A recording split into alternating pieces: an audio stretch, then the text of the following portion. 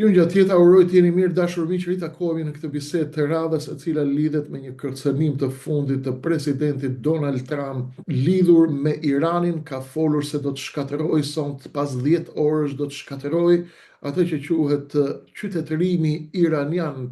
Kërcënimi i orëve të fundit, çfarë fshihet pas perdes?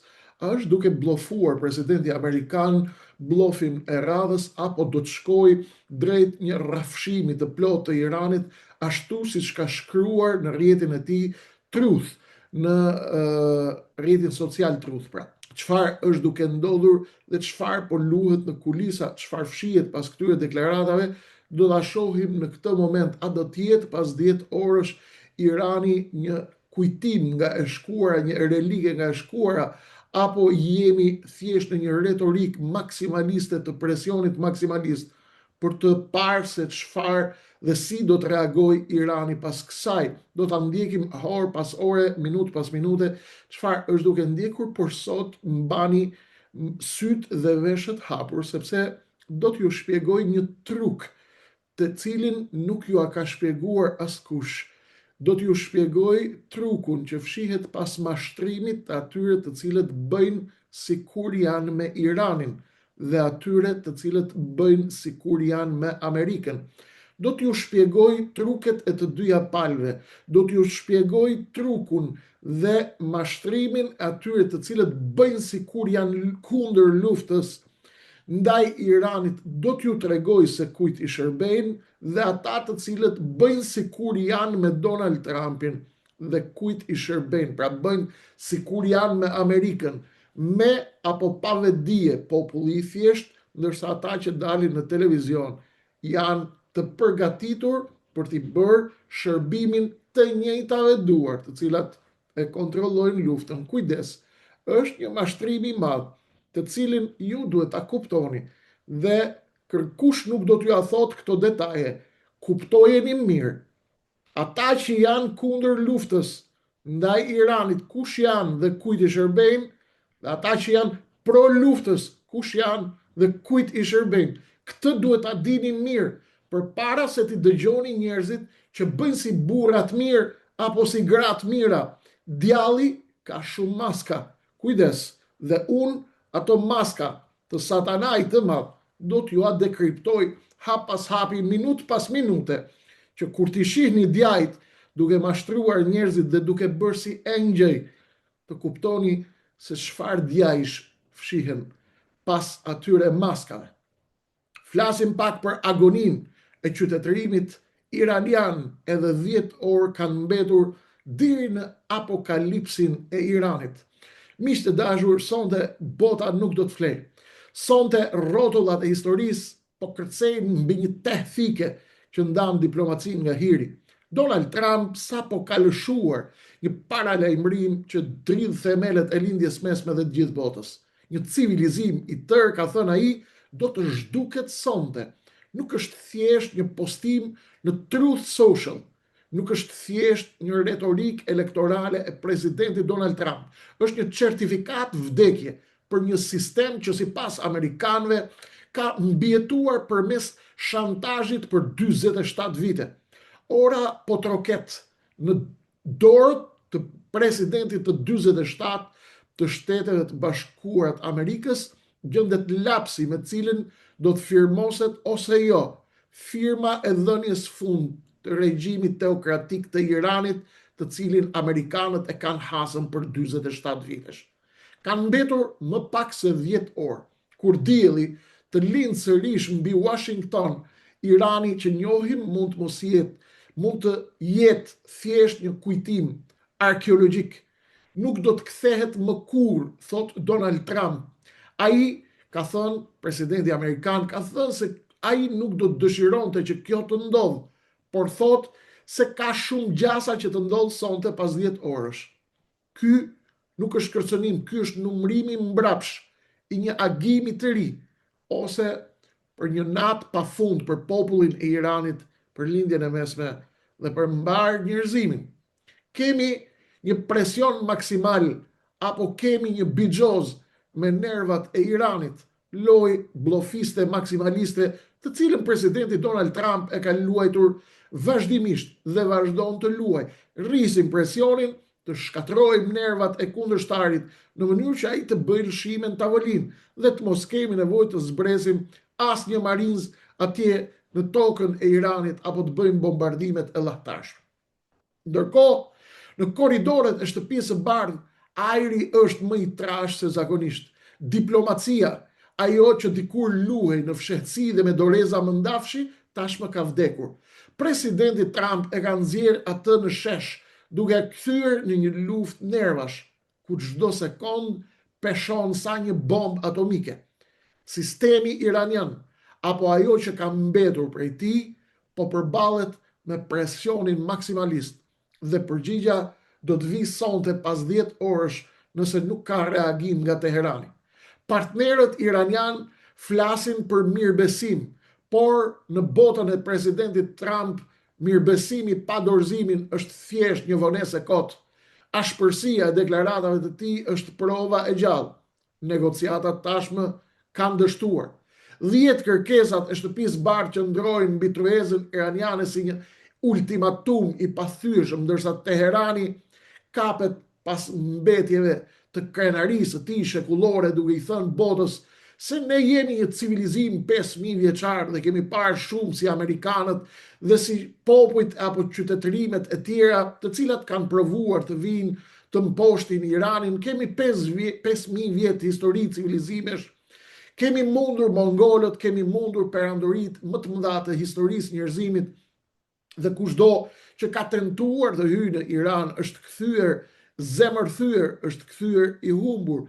Pra, Irani vazhdon të kapet fort pas krenarisë dhe historisë së tij mijëra vjeçare, atë histori dhe qytetërim të cilin presidenti 47 i Shteteve të Bashkuara të Amerikës ka vendosur t'i jap full sonte, jo sipas dëshirës së tij, sipas deklaratës së vet të tij, por sepse është i detyruar që ta bëjë këtë. Por a mundet ta ushqej krenaria një popull kur qielli mbushet me bomba dhe me çelik? A mundet krenaria t'i shmang bombat? A mundet krenaria dhe qytetërimi t'i shmang vdekjen e cila zbret nga ajri dhe atomin teknik apo taktik, ndoshta në një armë jo shumë të largët, nëse llogarit nuk dalin ashtu siç ishin menduar për makinerinë luftarake amerikane. Kur marina ushtarake amerikane fillon të lëviz seriozisht, ne duhet kuptojmë që diçka e madhe po lëviz, përveç presionit bllofist të cilin Trump e ka në taktikën e tij dhe në skemën e tij për ta luajtur gjithmonë. Vëllezër dhe motra, mos dëgjoni vetëm fjalët, shikoni dhe të gjithë bashkë e janë të shikojmë lëvizjet në Pentagon. Ndërsa bota lexon postimet e presidentit amerikan në Truth Social, në terren po ndodh një operacion përgatitor. Ky nuk është thjesht një paralajmërim, miq të dashur, por është një rrethimi i madh, ndryshe nga rrethimi i vogël për të cilin keni parë filmin e Kino Studios këtu në Tiranë. Ky është rrethimi i madh. Lajmet dhe informacionet që na vijnë nga zona e Zanjanit në Iran janë ogurzeza, janë lajme të tmerrshme të cilat po vinë me shpejtësi. Urat hekurudhore po shëmben në goditje specifike. Nuk është thjesht një ura ajo që po bie, është prerja dhe kputja dhe ndarja në mes e arterjeve të një sistemi të tërë. Dhe pika më nevralgjike është ishulli karg. Pas kputjes së arterjeve që e mbajnë sistemin e këmbë në Iran, vjen ishulli i kargut për cilin ju kemi folur aq gjatë. Ky gur i çmuar i naftës, mushkëria energjetike e Iranit është shënjestruar sot nga forcat amerikane izraelite. Pa kargun, sistemi iranian nuk ka oksigjen. Ekspertët ushtarak janë të qartë. Këto janë goditje përgatitore për diçka shumë më të madhe e cila pritet të vijë në orët të vijim. Ndoshta zbarkimin e forcave toksore dhe marinsat amerikan të cilët kanë ardhur dhe janë afruar në rajon dhe po bëhen gati për të mësyer në drejtim të Iranit. Kontrolli i plot i burimeve të energjisë nuk është më një skenar fantashkencë, është një realitet që po ndodh ndërkohë që ne jemi duke folur dhe po bëjmë këtë regjistrim dhe këtë bisedë dhe këtë emision.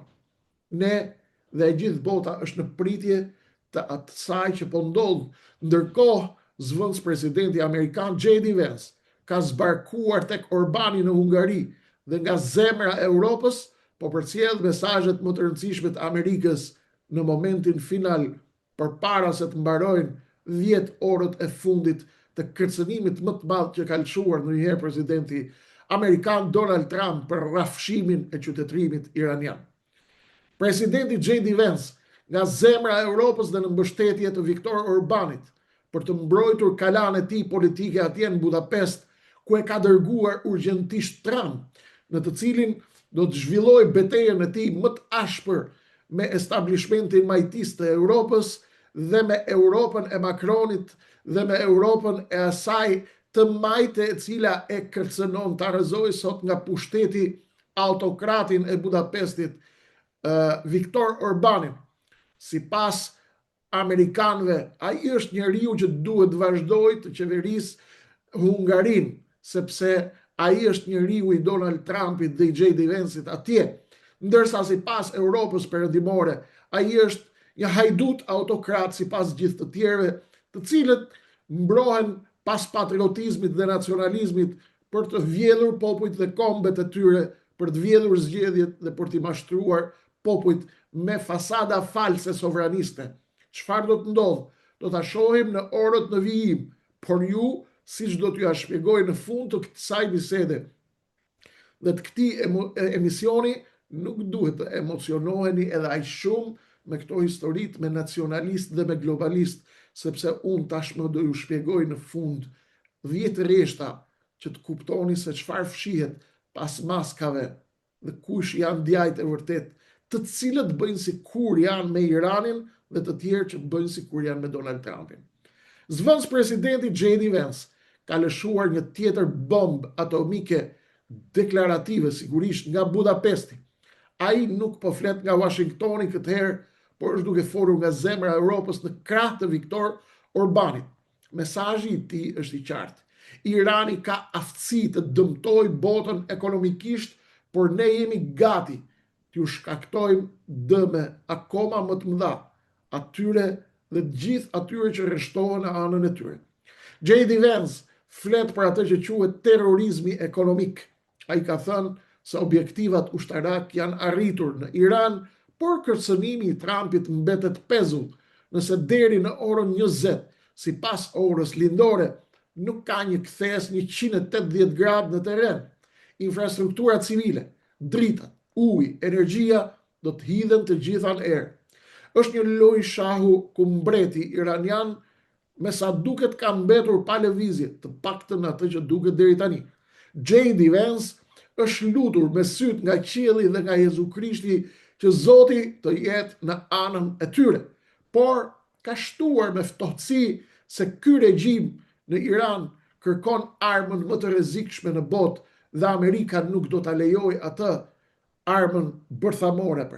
Regjimi i Iranit, sipas J.D. Vance'it, synon të ketë armë bërthamore dhe ata nuk do ta lejojnë Iranin që ta ketë dhe ta posedojë atë armë. Institucionet në Amerikë kanë nisur të zihen dhe të vlojnë dhe një përplasje e brendshme duket se ka nisur në Washington.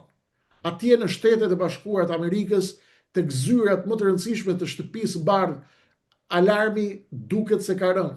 Disa paralajmërojnë se diplomacia nuk ka kufi, por presidenti Trump po i fshin ato kufi me një të goditur të lapsit.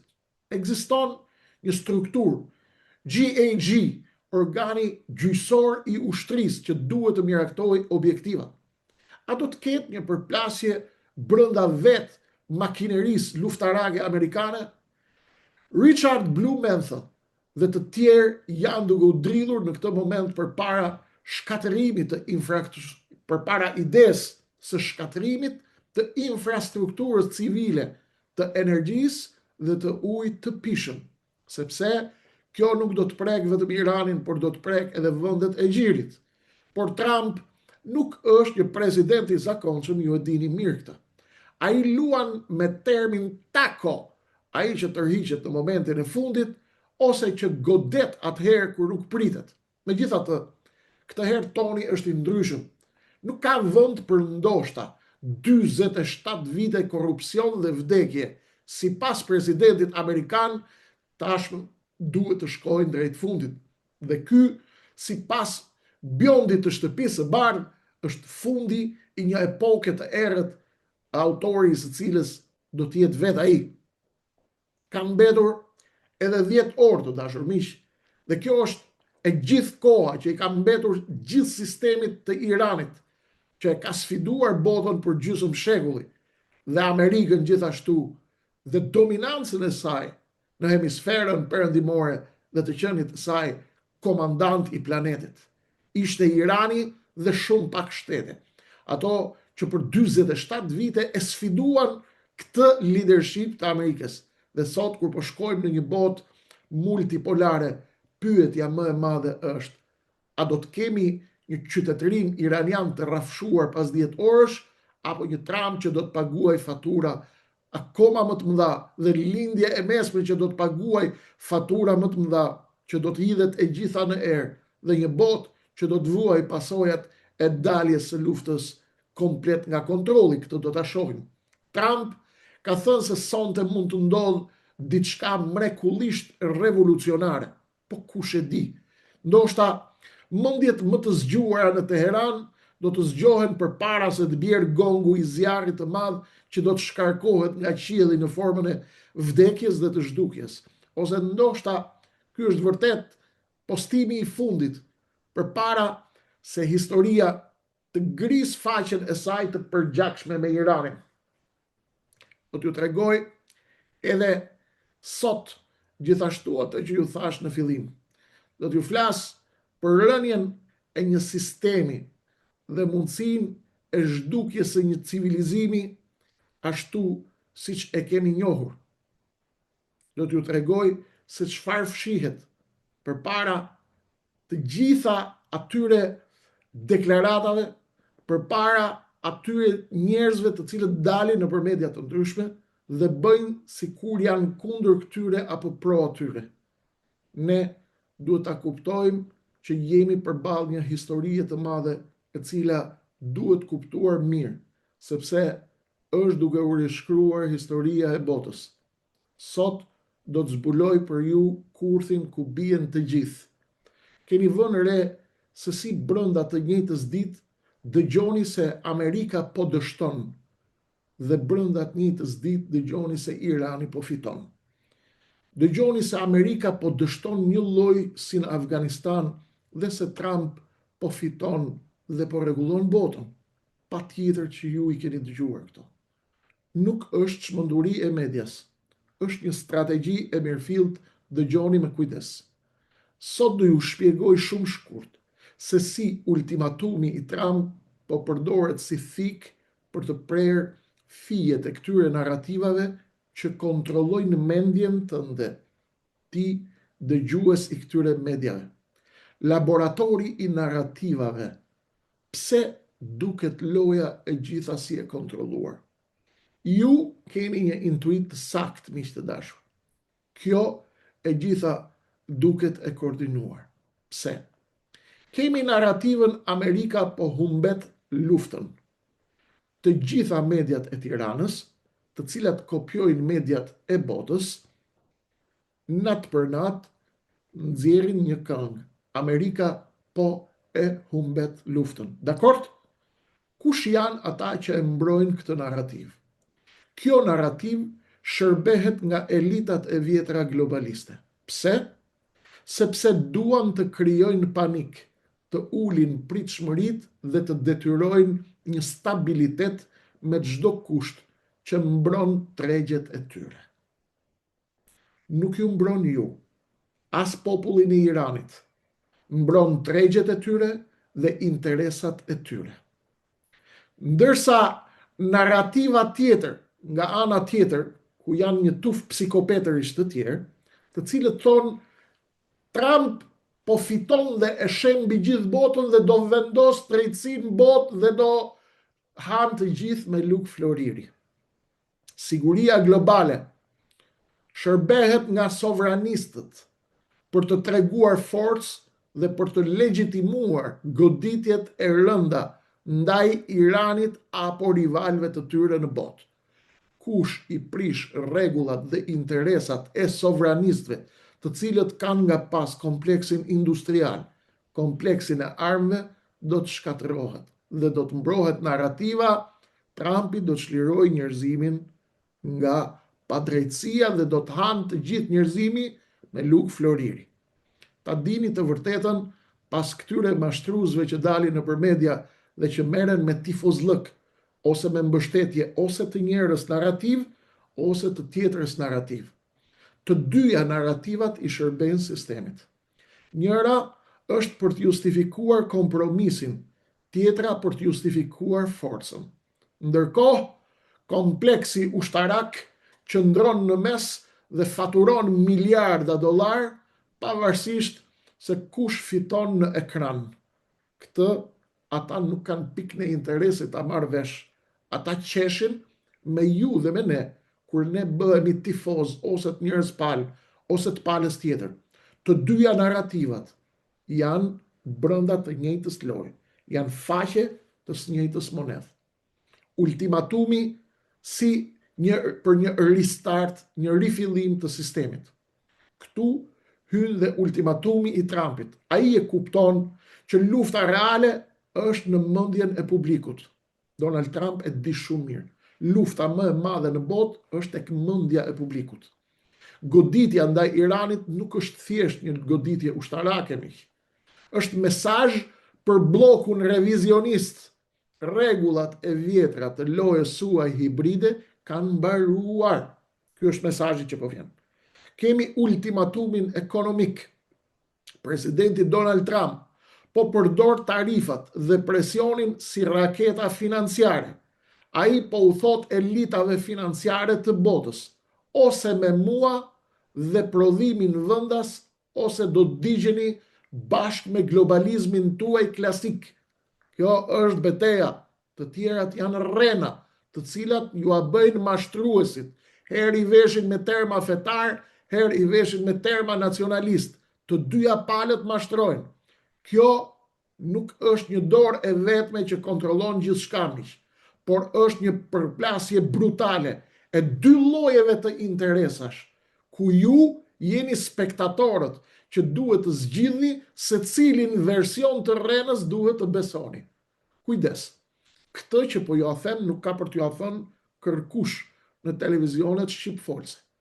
Unë investoj për shpirtin tim dhe dua që t'i kuptoni mashtruesit, sepse detyra e këtij emisioni dhe e kësaj dritareve është të ndriçoj shqiptarët me dritën e kuptimit, dritë të cilën nuk ju a japin mashtruesit mercenar, të cilët dalin nëpër mediat e të njëjtit sistem, duke bërtitur tërë ditën po humbet Donald Trumpi dhe po fiton Irani, ose mashtruesit e palës tjetër, ose idiotët e palës tjetër të cilët thonë do të fitoj Trumpi dhe do të çliroj njerëzimin.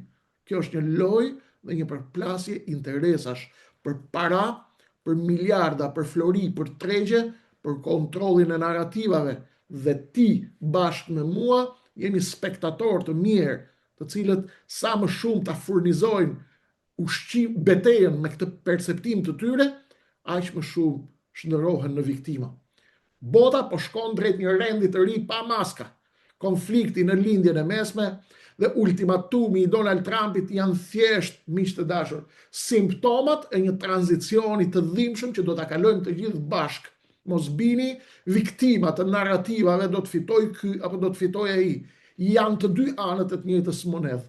Energjia po riformatohet në botë, tregjet do riformatohen, rrugët e transmetimit të energjisë dhe të transportit do të riformatohen dhe paraja, floriri dhe pasuritë e botës thjesht do të ndryshojnë gypin, nuk do të largohen dhe nuk kanë për të ardhur tek ju. Bota multipolare, e cila tashmë është fakt, nuk është më një teori, por është një kaos real, i cili mbillet tek mendja jote nëpërmjet zuzarve të mashtrimit që dalin çdo natë nëpër media duke bërë sikur e humbi Amerika lojën apo duke bërë sikur e humbi Irani lojën. Këta janë mercenarët e të njëjtës medalje. Asnjëra palë nuk është duke fituar pastër. Kjo është e vërteta më e madhe. Jemi në fazën ku elitat po hanë njëra tjetrën për të vendosur se kush do t'i shkruaj rregullat e shekullit të ardhshëm. Kaq është, përjetojeni pa emocion. Dhe kemi një konkluzion shumë të rëndësishëm, duhet të zgjoheni nga matriksi i lajmeve dhe nga mashtruesit që kontrollojnë mendjet e njerëzve tek mediat e sistemit. Sistemi ka media të cilat kanë ardhur aty për të luftuar sistemin. Kush e beson këtë mashtrim dhe kush e ha këtë rem? Engjëjt që duken sikur po mbrojnë Iranin janë djaj me maska engjësh dhe pala tjetër janë të njëjtët djaj, të cilët i thonë njerëzimit se do vi Donald Trumpi dhe do shpëtoj botën nga globalistët dhe nga satanistët dhe nga LGBT-istët. Kjo është një rrën e madhe të cilën nuk duhet të hani. Kujdes, qëndroni në mes, aty ku rri logjika, mundi qartësia, mendje kthjellësia, mos i besoni teorive të idiotëve, sepse idiotët grabisin, fitojnë, hanë, pinë, shtojnë pasurit dhe ju ushqejnë me lajme të rreme që të kontrollojnë mendjen tuaja, sepse kush fiton kontrollin e narrativës në botë, fiton edhe luftën. Kujdes nga matriksi i lajmeve. Kur të shihni lajmet sonte, pyeteni veten, cili blok është duke ushqyer narrativ, jepeni përgjigjen dhe kujtoni fjalët e Kreshnikut në momentin që do t'i shihni maskat e rëna tashmë në studio, kur bëjnë sikur mbështesin njërën palë apo palën tjetër. Prandaj Kreshniku ju ka thënë gjithmonë, ne jemi me Shqipërinë, qëndroni në anë të Shqipërisë, se nuk keni fuqit qëndroni në lojën e madhe, në mesin e oqeanit të madh, në mesin e këtij oqeanit të madh, të rrenave dhe të mashtrimit, nga sistemi që luan me dy anët e të njëjtës medalje. Nëse po ju mbushin me frikë, dështimi duan t'ju vdesin. Nëse ju mbushin me frikë, duan t'ju kontrollojnë me frikë. Nëse po ju mbushin me eufori fitore, po ju bëjnë gati për luftën e sovranistëve. Ultimatumi është i qartë. Rendi i vjetër botror ka vdekur miq. Ajo që po shihni është lufta për të kontrolluar atë që do të vijë më pas. Mos u bëni pjesë e lojës, pjesë idiote e lojës së tyre. Loja është e tyre, nuk është loja juaj. Loja është e të mëdhejve të cilët po luajnë për para, për pushtet, për pasuri, për energji, për gaz. Të tjerat janë rrena. Mos u bëni pjesë e lojës tyre. Kuptoni lëvizjet në tyrezën e shahut përpara se të jeni viktima të saj. Kaq kisha për momentin, pjesën tjetër do të fillojmë në darkë, si gjithmonë live këtu në Akademinë Gjeopolitike të Lëvizjes Adeu. Miru dëgjofshim deri atëherë. Merrni kanalin si gjithmonë, çojani pjesës tjetër të shqiptarëve, në qoftë se mendoni se shqiptarët duhet i dinë këto biseda dhe ju kërkoj ndjes të gjithë atyre të cilët ndjejnë dhimbje të mëdha në gjokse, sepse po shkatërrojmë pirgun e rrenave dhe të mashtrimeve mbi të cilin ata kanë ndërtuar besimet e tyre. Pirgun e rrenave dhe të mashtrimit, të propagandës së dy anëve të njëjtës medalje do ta shkatërrojmë bashkarisht. Si vetmi shpëtim për njerëzimin, mendja e ndrejtur, shikimi pa mjegull dhe çlirimi nga propagandat dhe maskat e djajve të veshur si engjël. Mirë dëgjofshim.